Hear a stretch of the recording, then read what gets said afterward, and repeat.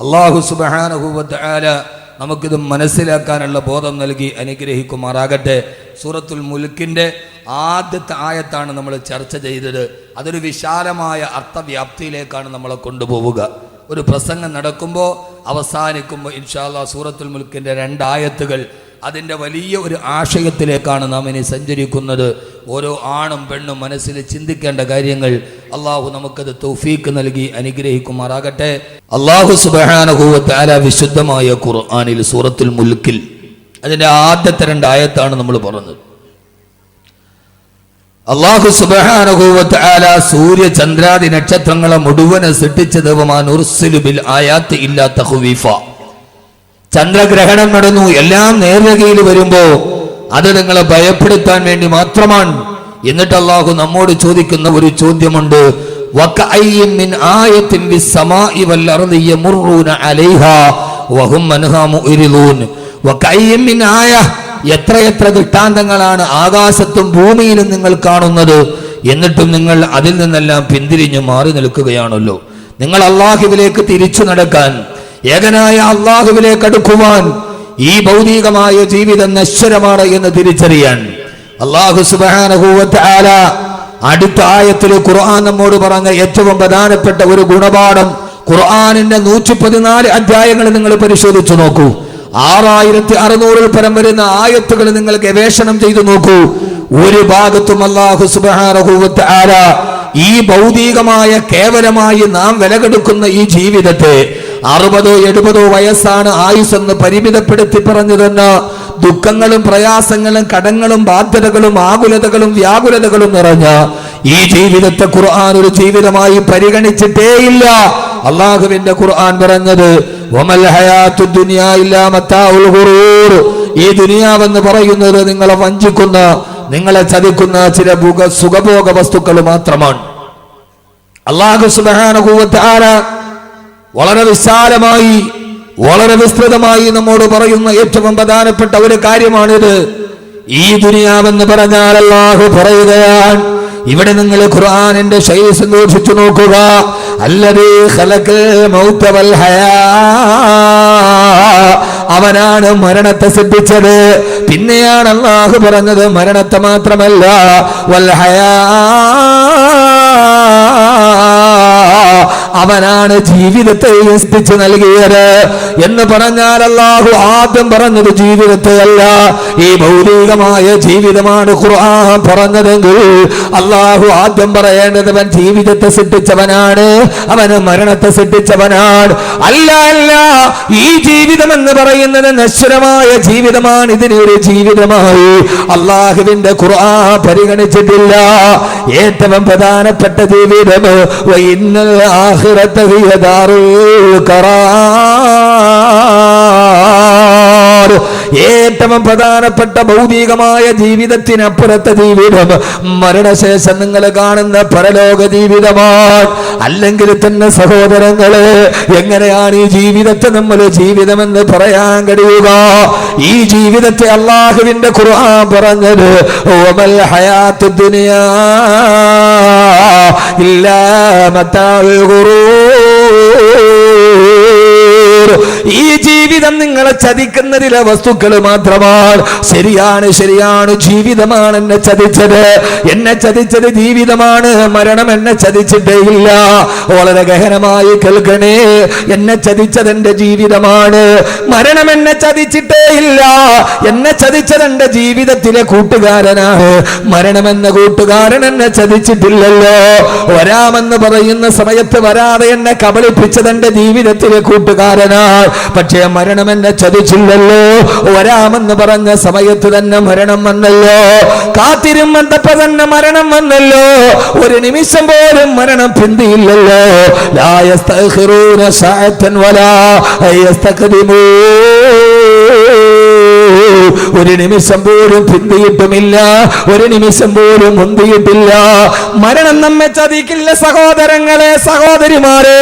നമ്മെ ചതിക്കുന്നത് ജീവിതമാണ് എന്നെ ചതിച്ചത്, ഭാര്യയാണ് എന്നെ ചതിച്ചത്, ഭർത്താവാണ് എന്നെ ചതിച്ചത്.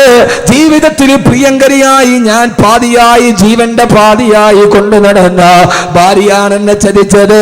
ഞാൻ വിശ്വസിച്ചു നടന്ന ഭർത്താവാണ് എന്നെ ചതിച്ചത്. എന്റെ മക്കളാണ് എന്നെ ചതിച്ചത്. എന്റെ മാതാപിതാക്കളാണ് എന്നെ കൈവിട്ട് കളഞ്ഞത്. അല്ലാഹുവേ, അല്ലാഹുവേ, കൂട്ടുകാരാണ് എന്നെ ചതിച്ചത്, വീട്ടുകാരാണ് എന്നെ ചതിച്ചത്, കൂടപ്പുറപ്പുകളാണ് എന്നെ ചതിച്ചത്.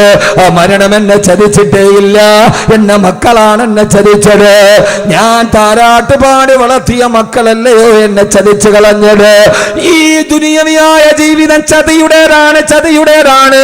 പിന്നിൽ നിൽക്കുന്ന അമ്മയെ അടുക്കളപ്പുറത്ത് നിന്ന് പുറകിൽ നിന്ന് അടിച്ചു വീഴ്ത്തി മലന്നു വീഴുന്ന അമ്മയുടെ മാറിടത്തിൽ കാലുകുത്തി വെച്ച് കാല് കുത്തിപ്പിടിച്ച് അമ്മയുടെ കരുത്തിൽ ഷാള് മുറുക്കി കൊടുക്കൊലപ്പെടുത്തുമ്പോ മരിച്ചു വീഴുന്ന അമ്മയെ വലിച്ചു കൊണ്ടുപോയി സ്വയം കുടിച്ചു കുടിയിൽ മണ്ണെണ്ണ വിടിച്ച് കത്തിച്ചാമ്പലാക്കുമ്പോ ആരാണ് സഹോദരങ്ങളെ ഈ ചെയ്തത്? ക്രിമിനലല്ല.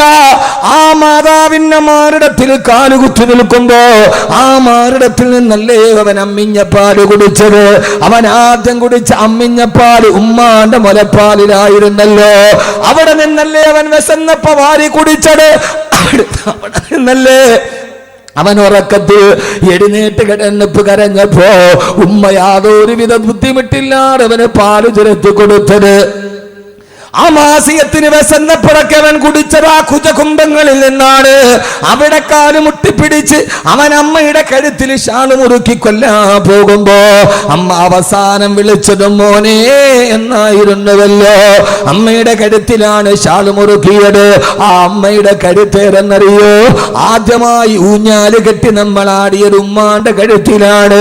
എന്റെ ആദ്യത്തെ ഊഞ്ഞാല് മാവിൻ കൊമ്പിലല്ല, എന്റെ ആദ്യത്തെ ഊഞ്ഞാല് പ്ലാവിന്റെ കൊമ്പിലല്ല, എന്റെ ആദ്യത്തെ ഊഞ്ഞാല് പാർക്കിലല്ല. ഞാൻ ആദ്യമായി ഊഞ്ഞാല് കെട്ടിയാടാടിയത് എന്റെ ഉമ്മാന്റെ കഴുത്തിലാണ്. കുഞ്ഞിളം കൈകൾ കൊണ്ട് ഉമ്മാന്റെ കഴുത്തിൽ കെട്ടിപ്പിടിച്ച് ഊഞ്ഞാലാടിയ കഴുത്തിൽ തന്നെ ഷാളിട്ട് മുറുക്കുമ്പോ സഹോദരങ്ങളെ, സഹോദരങ്ങളെ, രാവിലെ മുതൽ വൈകുന്നേരം വരെ കഷ്ടപ്പെട്ട് വളർത്തിയ മക്കളാണ് എന്നെ ചതിച്ചത്. അതുകൊണ്ടാണ് അല്ലാഹു പറഞ്ഞത് വമൽ ഹയാത്തു ദുനിയാ ഇല്ലാ മതാഉൽ ഖുറൂർ. ഈ ദുനിയാവ് നിങ്ങളെ ചതിക്കുന്ന ചില വസ്തുക്കൾ മാത്രമാണ്. മരണം നിങ്ങളെ ചതിക്കില്ല സഹോദരങ്ങളെ. മരണമാണ് കൃത്യസമയത്ത് ചതിക്കാതെ കാത്തിരിക്കുമ്പം വരുന്നത് മരണമാണ്. ആ മരണത്തിന് പിന്തലില്ലല്ലോ. കലാമണ്ഡലം ഗീതാനന്ദന പറയുന്ന മനുഷ്യൻ കഴിഞ്ഞ ആഴ്ച കേരളത്തിന്റെ കലയരങ്ങിൽ നിന്ന് ഒഴിഞ്ഞു മാറിപ്പോയി. കഥകളിയുടെ ലാസ്യഭാവങ്ങളെ തന്റെ മുഖത്തിന്റെ നവരസങ്ങൾ കൊണ്ട് പഠിപ്പിച്ചു കൊടുത്ത കേരളം കണ്ട മഹാനായ കഥകളിക്കാരനാണ് കലാമണ്ഡലം ഗീതാനന്ദന്. ആയിരക്കണക്കിന് ആളുകൾ തിങ്ങി നിറഞ്ഞു നിൽക്കുന്ന സ്റ്റേജിൽ അദ്ദേഹം കഥകളി ആടിക്കൊണ്ടിരിക്കുമ്പോ ആടി അദ്ദേഹത്തിന്റെ കലാരൂപത്തിൽ പ്രേക്ഷകര് മുഴുവനും മനസ്സൊടുക്കി നിന്നപ്പോ കലാമണ്ഡലം ഗീതാനന്ദ കലാലോകത്തിന്റെ മാസ്മരീക പ്രതിഭ തന്റെ ആട്ടത്തിന്റെ ഇടയിൽ രണ്ട് കൈയും കൂപ്പി അദ്ദേഹം നിലത്തേക്ക് തൊട്ടു. ആളുകൾ വിചാരിച്ചു അദ്ദേഹം വേദിയെ അനുഗ്രഹിക്കുന്നതാണെന്ന്, അദ്ദേഹം വേദിയോട് അനുഗ്രഹം തേടുന്നതാണെന്ന്. ഈ ഒരു അകലത്തിൽ കാത്തു നിന്നവർക്ക് പോലും മനസ്സിലായില്ല. ആ മനുഷ്യൻ ആടിക്കൊണ്ടിരിക്കുമ്പോ മരണത്തിന്റെ ദൂതൻ വന്നെന്ന് അടുത്തിരിക്കുന്നവർക്ക് പോലും കാണാൻ കഴിഞ്ഞില്ലല്ലോ. ഫലൗലാ ഇദാ ബലഗത്തിൽ ഹുൽഖൂം വഅൻതും ഹീനഇദിൻ തൻദുറൂൻ വനഹ്നു അഖറബു ഇലൈഹി മിൻകും വലാകിൻ ലാ തുബ്സിറൂൻ. സൂറത്തുൽ വാഖിഅല്ലേ, എപ്പോഴും ഓതുന്നതല്ലേ. മരണദൂതൻ ഞാൻ അതിന് അടുത്ത് വന്ന് നിന്നിട്ടും നിങ്ങൾക്കൊരാൾക്ക് പോലും കാണാൻ കഴിഞ്ഞില്ലല്ലോ. കലാമണ്ഡലം ഗീതാനന്ദൻ കൈകൂപ്പി താഴേക്ക് വീണു.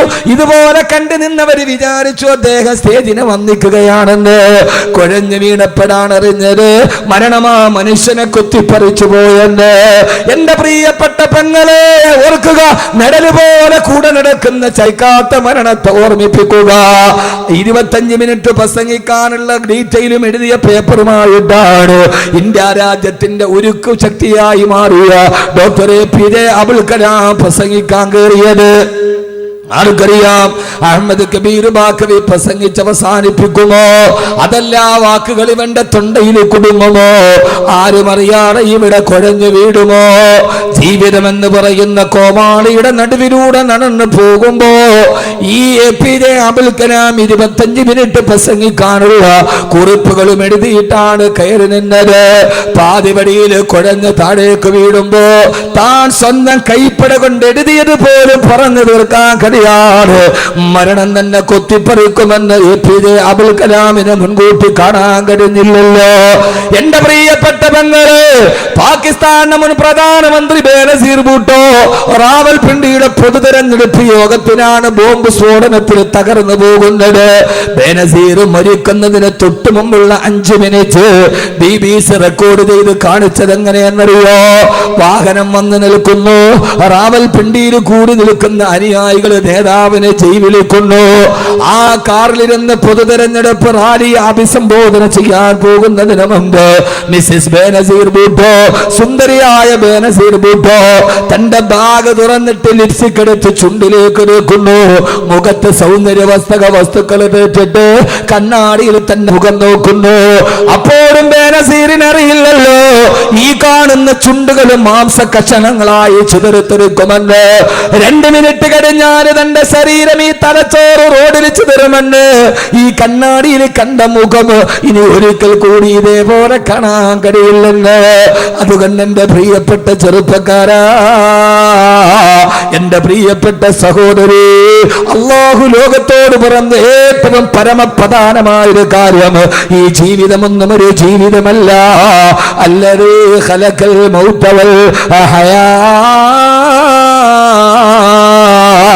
അവനാണ് മരണത്തെ സൃഷ്ടിച്ചത്, അവനാണ് ജീവിതത്തെ സൃഷ്ടിച്ചതെന്നത്.